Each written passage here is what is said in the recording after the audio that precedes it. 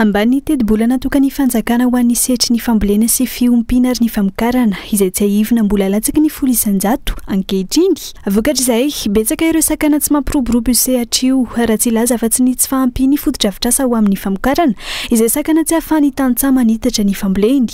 Ireo foto-drafitrasa manampy amin'ny filana rano izay tena izaliany tantsaha ankehitriny. Olana eto amintsika isan-taona izany tsy fahampiany rano izany manoloana ny fiovan'ny toetrandro izay mampitsoka sy mampitarasoka ny famokarana. Tsy fahampiana foto-drafitrasa goavana sy vaventy ary tsy fahampiana foto-drafitrasa kely madinika maro be anondrahana an'ireny elakelan-tany sy ny sisa ireny ahafahan'ny olona manondraka ny tambariny sy ny sisa mba ahafahana mamokatra ara-dalàna janona amin'ilay vokatra ny aingana tany alohany mponina nefa mitombo ny vokatra izay tsy maharaka ny vokatra miakatra dia miaka bidy ho azy izy eny an-tsena rehefa tsy maharaka. Mbola asa lehibe ihany koa ny resaka sécurisation foncière na ny fiarovana tany eny amin'ny tontolo ambanivohitra. Saika tsy manana taratasy tany avokoa ny mponina mpananjary ny tany ka mirongatra ny fanararotana amin'ny fanangoronana tany tsy ara-drariny any ambanivohitra. Mila paikady mahomby sy mipetraka tsara araka izany hamahana izany olana izany.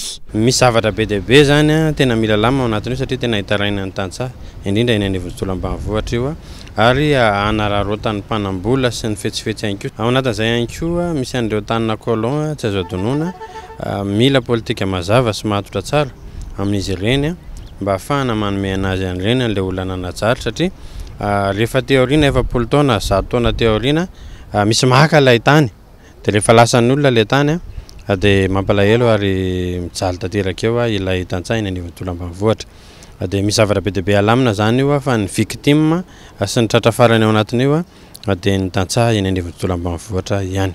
Ny fiverenana eny fotony sy ny fototra iorenana no lanana mizotra ho amin'ny fampandrosoana izany hoe ny fanomezan-danja ny setry ny fambolena sy ny fiompiana.